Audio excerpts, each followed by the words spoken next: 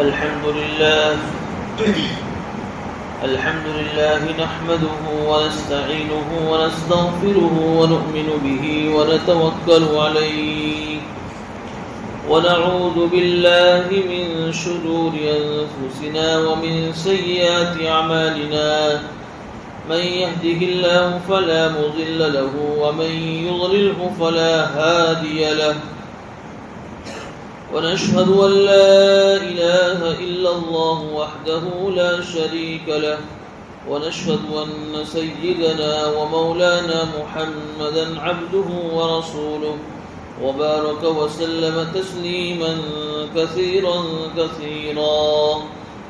أما بعد فأعوذ بالله من الشيطان الرجيم بسم الله الرحمن الرحيم قد نرى تقلب وجهك في السماء فلنولينك قبلة ترضاها فول وجهك شطر المسجد الحرام وحيث ما كنتم فولوا وجوهكم شطره وإن الذين أوتوا الكتاب ليعلمون أنه الحق من ربهم وما الله بغافل عما يعملون ولئن أتيت الذين أوتوا الكتاب بكل آية ما تبعوا قبلتك وما أنت بتابع قبلتهم وما بعضهم بتابع قبلة بعض ولئن اتبعت أهواءهم من بعد ما جاءك من العلم إنك إذا لمن الظالمين صدق الله العظيم.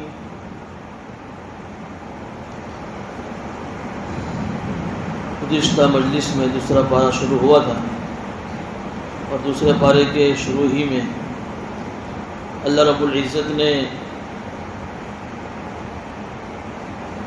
کعبۃ اللہ کے قبلے بنانے کا تذکرہ فرمایا ہے. گزشتہ بتایا تھا کہ حضرت آدم علیہ السلام سے لے کر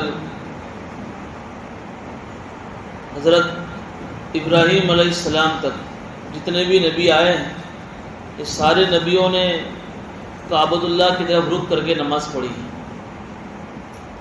پھر اس کے بعد جو بنو اسرائیل کا زمانہ آیا حضرت یعقوب علیہ السلام کی جو اولاد بنو اسرائیل کہلائی اس میں جو انبیاء علیہم السلام تشریف لائے حضرت موسیٰ علیہ السلام حضرت عیسیٰ علیہ السلام حضرت داؤد علیہ السلام حضرت سلیمان علیہ السلام اور بھی بہت سارے نبی تشریف لائے.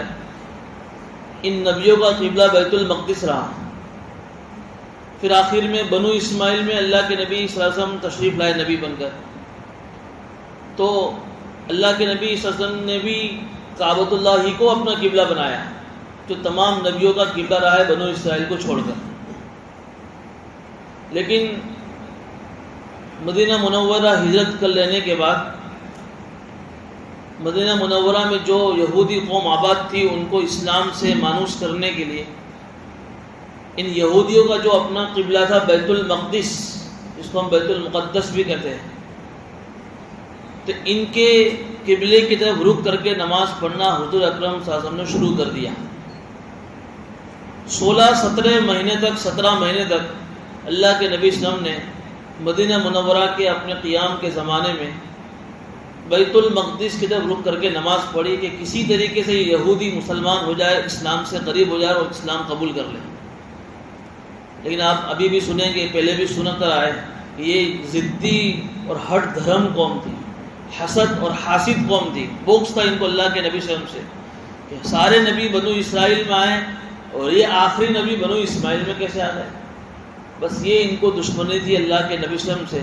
تو اس دشمنی کا اثر یہ ہوا کہ باوجود کہ حق جاننے کی بھی انہوں نے اسلام کو قبول نہیں کیا. تو اللہ کے نبی صلی اللہ علیہ وسلم نے جب یہ دیکھا کہ کسی طریقے سے یہودی اسلام سے قریب نہیں ہو رہے تو دل میں بار بار یہ چاہت اور یہ تمنا ہوتی تھی کہ ہمارا جو پہلا قبلہ ہے جو سارے نبیوں کا قبلہ ہے وہی قبلہ کعبۃ اللہ ہو جائے. دو بار ہم اپنا رخ بیت اللہ جو کعبہ ہے اللہ کا گھر سب سے پہلا، اسی کی طرف ہم رک کر کے نماز پڑھیں. لیکن اللہ رب العزت کو معلوم تھا کہ ہم جب اس قبلے کو بدلیں گے، یعنی بیت المقدس کو چھوڑ کر بیت اللہ جب قبلہ بنائیں گے تو یہودی بڑا شور مچائیں گے، اور یہودیوں کے ساتھ ساتھ اور بھی منافقین بھی بڑا شور مچائیں گے. اس لیے اللہ نے ابھی قبلہ بدلا نہیں ہے، اور بدلنے سے پہلے ہی اللہ کے نبی صلی اللہ علیہ وسلم کو بتا دیا تھا کہ دیکھو ہم قبلہ بدلیں گے اس وقت کیا ہوگا.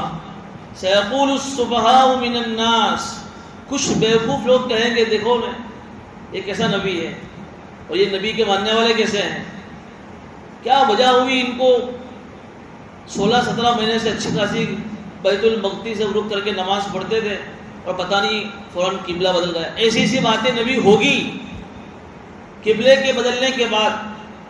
لیکن اللہ تعالیٰ نے ان کو 2 جواب دیے تھے کہ اس وقت ایک تو جواب یہ دینا ان یہودیوں کو اور اس قبلے پر اعتراض کرنے والے کو، ساری جہتیں ساری دشائیں اللہ ہی کی ہے، للہ المشرق والمغرب، یعنی کعبۃ اللہ کی طرف رک کر کے نماز پڑھو، کوئی بیت المقدس سے رک کر کے نماز پڑھو، اصل کوئی دشا نہیں ہے. جیسے گزشتہ بتایا کہ اللہ تو ہر جگہ ہے، اینما تکونوا، اللہ کی طرف تم جہاں بھی رک کرو گے تم اللہ کو اپنے پاس پاؤ گے. اصل تو اللہ کا حکم ہے. اب اللہ نے حکم دیا تو بیت اللہ کی طرف رک کر کے نماز پڑھیں گے. پہلے اللہ کا حکم تھا تو بیت المقدس ہم نے رک کر کے نماز پڑھا. تو یہ کوئی اعتراض کرنے کی چیز نہیں ہے اللہ کے حکم کے سامنے. اصل تو تمہارا کام یہ تھا کہ تم اللہ کے حکم کو مان لیتے. اگر اللہ کہہ رہے یہدی من یشاء الی صراط مستقیم، اللہ جسے چاہے سیدھے راستے کی ہدایت دیتے ہیں. یعنی اللہ کے حکم کے سامنے آ جانے کے بعد بھی اس اللہ کے حکم کو ماننا یہ ہر ایک کا کام نہیں ہوتا ہے. یہ بڑے جگر گردے کی بات ہوتی ہے.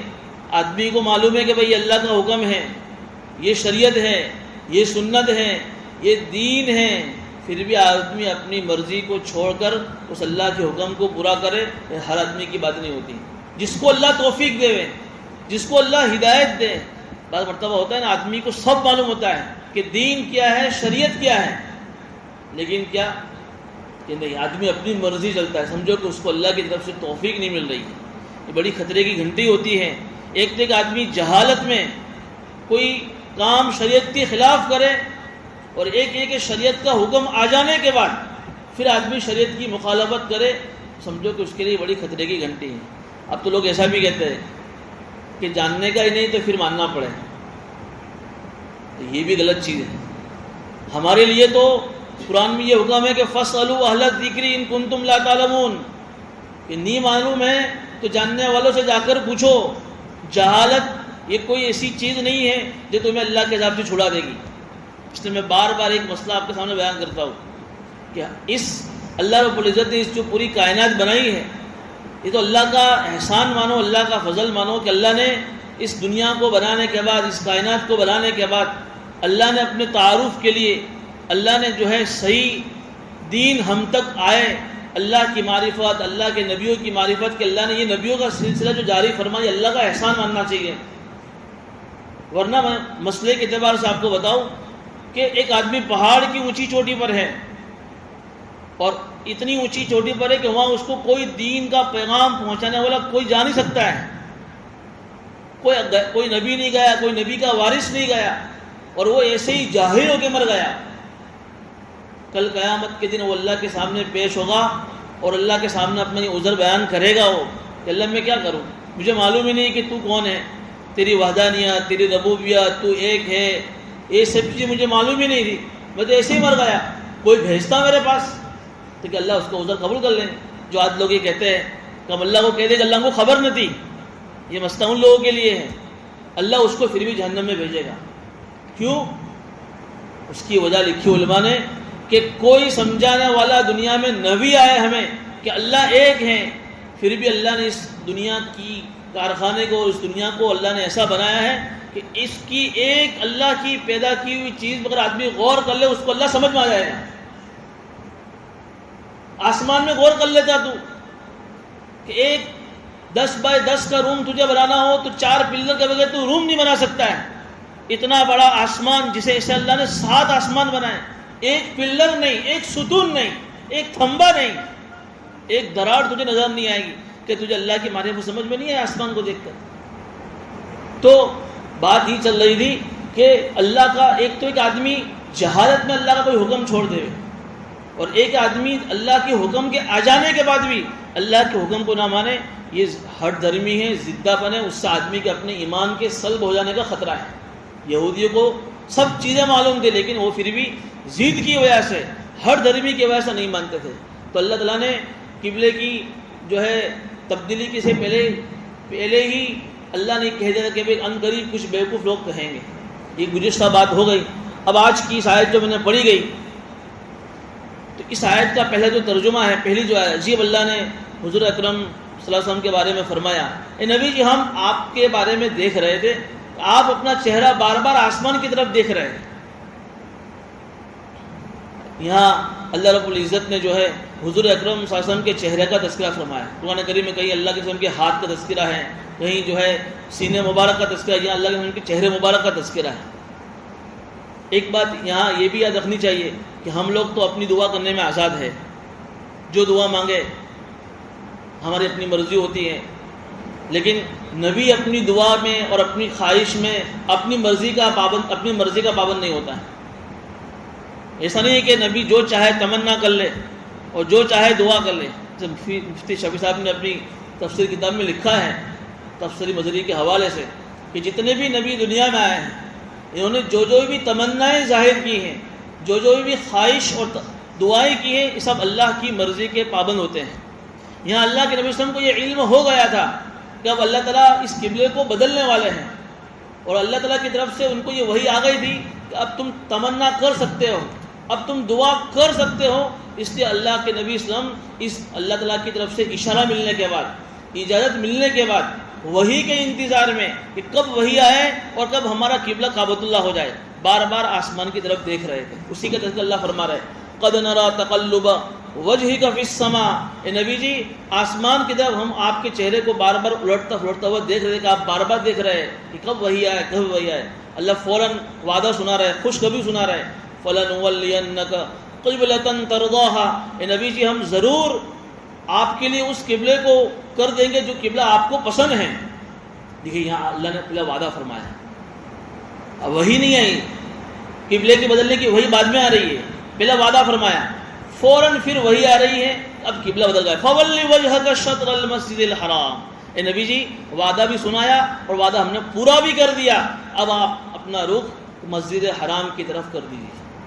اب یہ تحویل قبلے کی آیت جب نازل ہوئی ہے، اس وقت کا واقعہ کتاب میں لکھا ہے، ایک صحابی حضرت برا ابن معرور رضی اللہ تعالیٰ عنہ، یہ وہ صحابی ہیں خوش نصیب صحابہ میں سے کہ جنہوں نے جب اللہ کے نبی صلی اللہ علیہ وسلم ابھی مدینہ منورہ ہجرت کر کے نہیں آئے ہیں، ابھی مکئی زندگی میں ہیں، اور مکی زندگی میں اللہ کے نبی صلی اللہ علیہ وسلم جب حج کا موسم ہوتا تھا تو جو قافلے باہر عرب سے دوسرے ملکوں سے آتے تھے اور اپنے اپنے جگہوں پر جو مینا میں جو خیمے لگتے تھے، وہاں جا کر اللہ کے نبی صلی اللہ علیہ وسلم ان کو اسلام کی دعوت دیتے تھے۔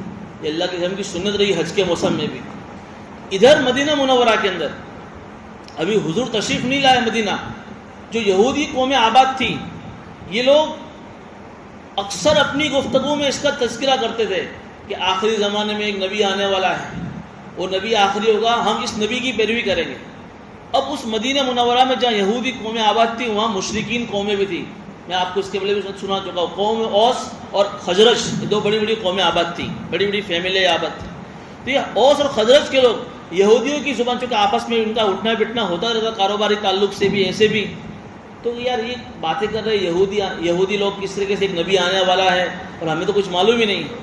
اب کسی چیز کے سلسلے میں ان مدینہ منورہ میں رہنے والے ان مشرکین کا جانا مکہ ہوا، اور اس وقت مکہ میں حج کا موسم تھا، تو ان کی اللہ کے نبی صلی اللہ علیہ وسلم سے ملاقات ہو گئی۔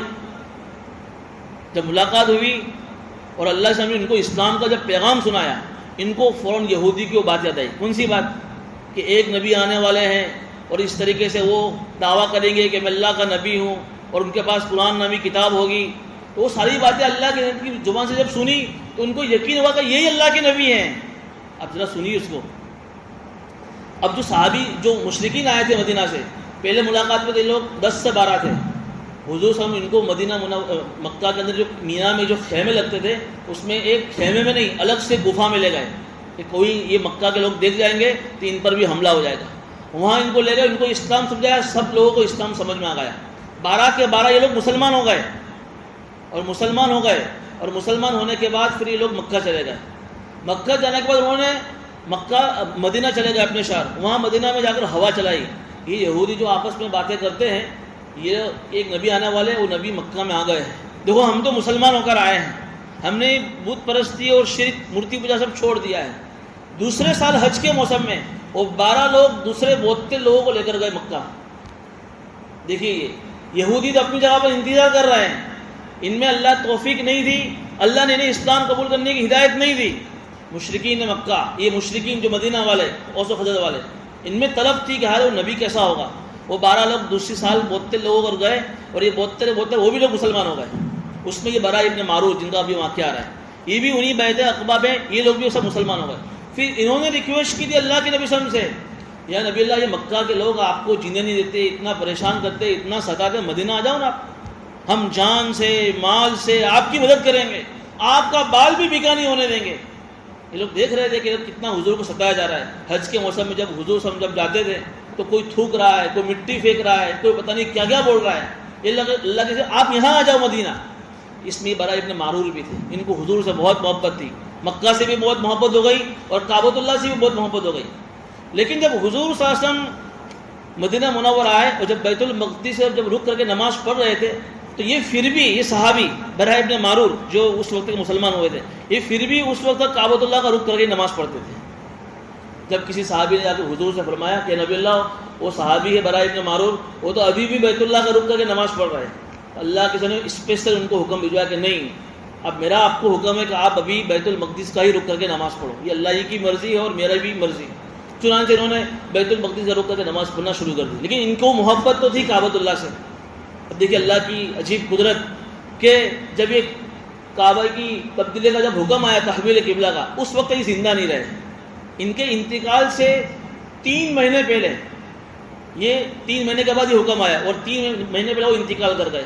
انتقال سے پہلے انہوں نے وصیت کی اپنے دوستوں سے اور اپنے گھر والوں سے کہ جب میں مر جاؤں تو میرا جو رخ ہے وہ کعبۃ اللہ کی طرف کرنا. حالانکہ ابھی حکم نہیں آیا ہے, لیکن وہ قبلہ کعبۃ اللہ مجھے بہت پسند ہے, میرا رخ اسی طرف کرنا. چنانچہ ان کے رشتہ داروں نے جب ان کا انتقال ہوا تو ان کا رخ کعبۃ اللہ کی طرف کر دیا. یا میں آپ کو ایک بات یہ بھی بتاؤں کہ جب قبر میں ہم ہمارے مردوں کو جب لٹائے تو آج کل یہ رواج ہے کہ صرف چہرہ پھیر دیا جاتا ہے. چہرے کے ساتھ ساتھ آدمی کی پورا سینہ اور آدمی کی پوری باڈی بھی قبلے کی طرف کرنی چاہیے. کچھ لوگ اس کا اہتمام نہیں کرتے ہیں, اگر سپورٹ نہ رہے تو پیچھے کوئی اینٹ رکھ دی جاوے, لیکن صرف چہرہ نہیں, اس کا جو ہے بدن تو پورا چیت لٹا ہوا ہے, صرف چہرہ کر کے ایسا نہیں, پوری باڈی اس کی قبلے کی طرف ہی ہونی چاہیے. یہ اصل حکم ہے, یہ اس میں لوگ غلطی کرتے, اس کا خیال رکھنا چاہیے. تو بہرحال وہ صحابی کا انتقال ہو گیا. ان کے انتقال کے بعد اللہ کے نبی صلی اللہ علیہ وسلم کو جب ان کی انتقال کی خبر پڑی تو کچھ دنوں کے بعد پھر اللہ کے نبی صلی اللہ علیہ وسلم یہ مدینہ منورہ سے کچھ میل کے فاصلے پر رہتے تھے, 3, 4, 5 کلومیٹر دور. اور ان کا جو قبیلہ تھا بنو سلیمہ کر کے تھا, اور ان کے محلے میں ایک مسجد تھی. تو اللہ کے وسلم ان کے امی کو اور ان کی اہلیہ محترمہ کی تعزیت کے لیے گئے. تعزیت کے لیے بیٹھے تھے, ان کی اہلیہ نے اور ان کی والدہ نے ان کی دعوت کر دی. حضور صلی اللہ علیہ وسلم کے صحابہ کی دعوت کی تو دعوت تو کچھ دیری ہو گئی. تو بنو سلیمہ جو محلہ تھا, اسی مسجد کا نام بھی بنو سلیمہ تھا, اسی مسجد میں نماز پڑھنے کے لیے حضور صلی اللہ علیہ وسلم تشریف لے گئے. جب تشریف لے گئے تو ظہر کی نماز کا وقت تھا. اب ظہر کی نماز کے لیے حضور ہو تو کون نماز پڑھائے؟ امام خود اللہ کے نبی صلی اللہ علیہ وسلم بنے. اب نماز شروع ہوئی. نماز میں پہلی رکعت ہوئی, دوسری رکعت ہوئی, رخ بیت المقدس کی طرف ہوئی. جب تیسری رکعت کے لیے جب کھڑے ہوئے ہیں اسی وقت آسمان سے وحی آئی, فولی وجہک شطر المسجد الحرام, اے نبی جی آپ اپنا رخ قبلہ جو ہے بیت اللہ کی طرف کر لیجیے. اللہ کے نبی صلی اللہ علیہ وسلم نے تیسری رکعت میں چالو نماز میں اپنا رخ بیت المقدس چھوڑ کر بیت اللہ کی طرف کر لیا. سارے صحابہ نے بھی حضور کی اتباع میں, اللہ کے نبی کی اتباع میں اور حضور کی اتباع میں اپنا رخ بیت اللہ کی طرف کر لیا. پوری صف کیا ہو گئی؟ الٹی ہو گئی. یہاں امام تھا, امام وہاں چلا گیا, سارے مقتدی گھوم کر وہاں چلے گئے.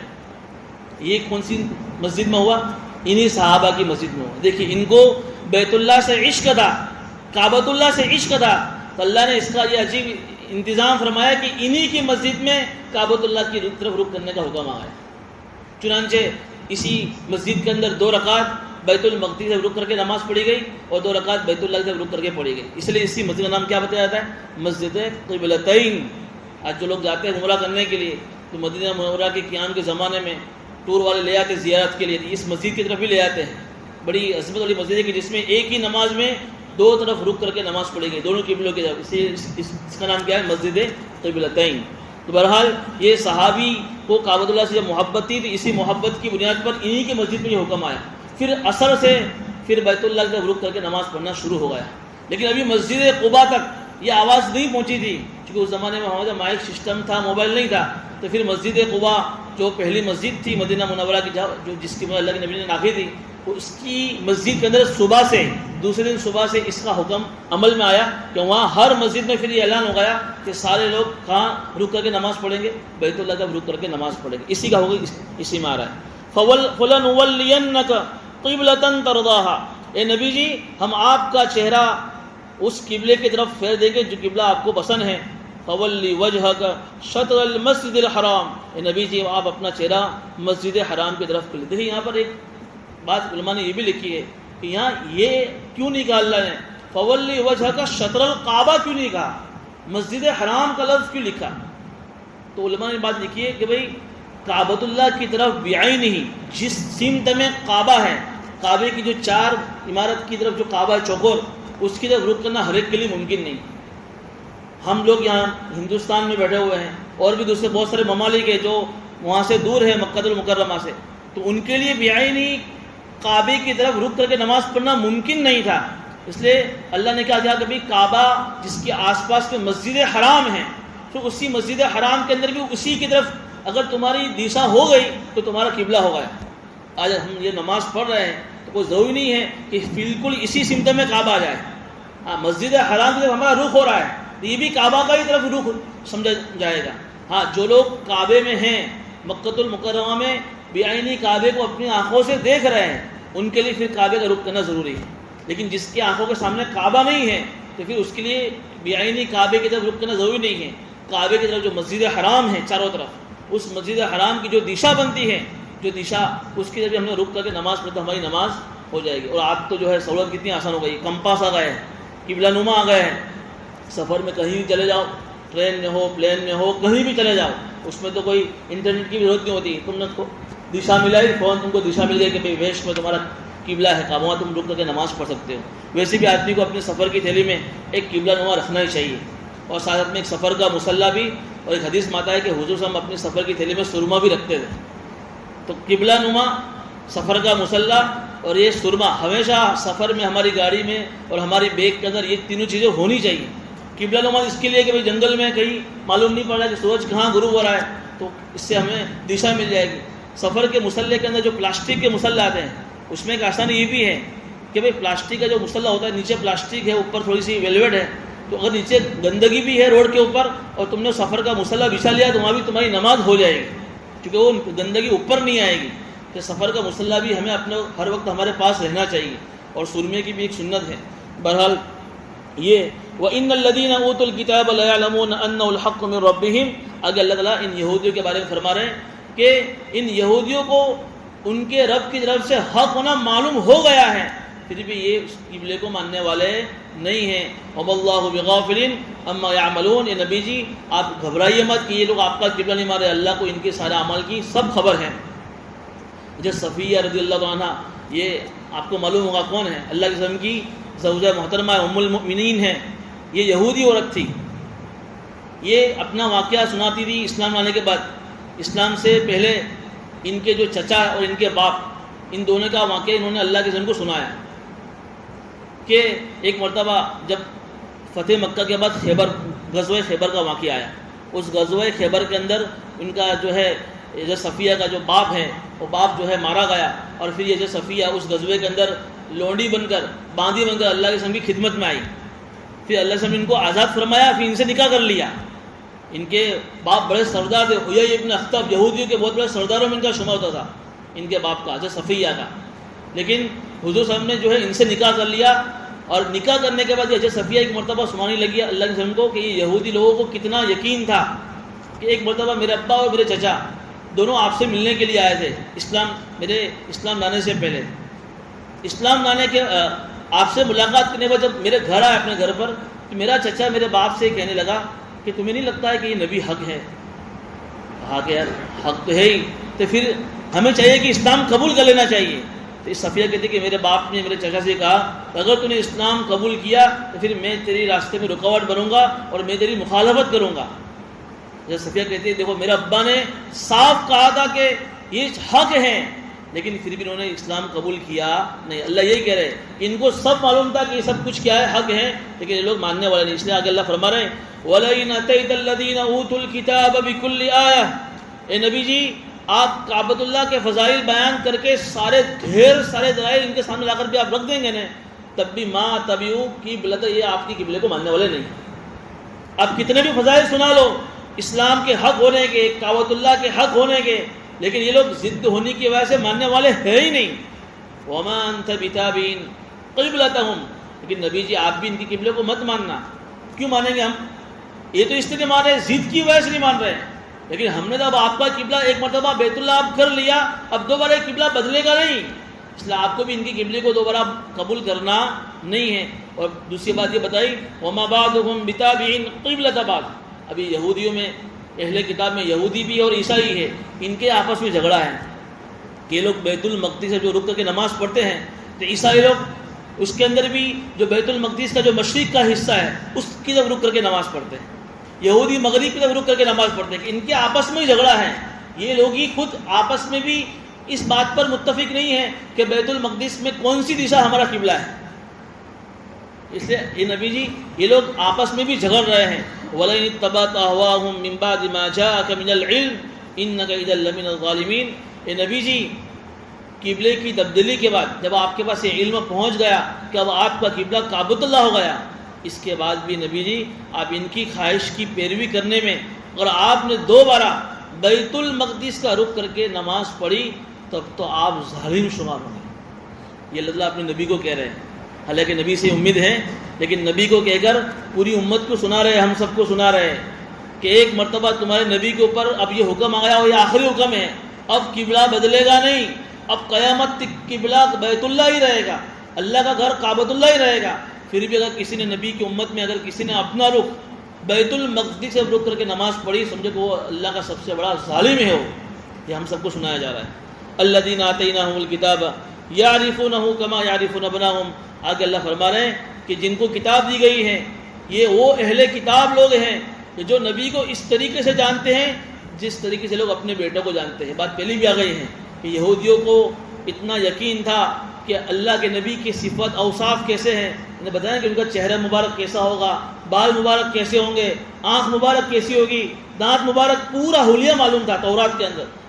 یہ بھی معلوم تھا کہ کہاں پیدا ہوں گے، یہ بھی معلوم تھا کہ کہاں ہجرت کریں گے، یہ بھی معلوم تھا کہ ان نبی کا آخری قبلہ بیت اللہ ہوگا۔ بولو، ساری چیزیں معلوم تھی۔ اس لیے اللہ نے تشبیہ دی کہ جس طریقے سے ایک باپ اپنی بیٹی کی صورت دیکھ کر اس کو پہچان لیتا ہے، اسی طریقے سے یہ یہودی جانتے تھے کہ اللہ کے نبی اسلام کیسے ہیں۔ پھر بھی یہ لوگ باوجود جاننے کے لیکتمون الحق، کا حق کو چھپا رہے ہیں۔ جب عبداللہ ابن سلام اور عمر کے بارے میں آتا ہے کہ ایک مرتبہ میں اپنے بیٹے کے بارے میں شک کر سکتا ہوں، ہو سکتا ہو کہ میری بیوی نے کسی سے خیانت کی ہو اور اس کے نتیجے میں بیٹا پیدا ہوا ہو، لیکن مجھے اللہ کے نبی کی بات پر کبھی شک نہیں ہو سکتا ہے۔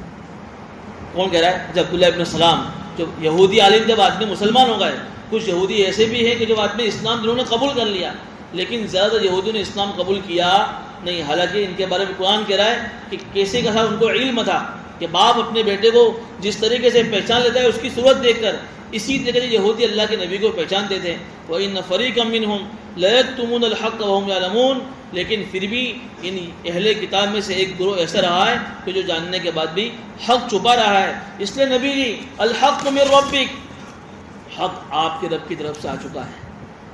فَلَا تَكُونَنَّ مِنَ الْمُمْتَرِينَ، آپ شک کرنے والوں سے مت ہونا، آپ کو شک کرنے کی ضرورت نہیں ہے، یہ اگرچہ شک میں پڑے ہوئے ہیں، اس لیے آپ کے لیے تو ضروری ہے کہ آپ اپنا رخ قبلے کی طرف، اپنا رخ کہاں سے فرمائیں؟ بیت اللہ کی طرف فرمائیے۔ وَلِكُلٍّ وِجْهَةٌ هُوَ مُوَلِّيهَا فَاسْتَبِقُوا الْخَيْرَاتِ، آگے اللہ فرما رہے ہیں کہ ہر امت کا اپنا ایک قبلہ ہوتا ہے، اسی کی طرف وہ رک کر کے نماز پڑھتی ہے۔ بنو اسرائیل کا ایک قبلہ بیت المقدس ہے، ہم بنو اسماعیل میں سے، تو ہمارا قبلہ بیت اللہ ہے، اس میں جھگڑنے کی کیا بات ہے؟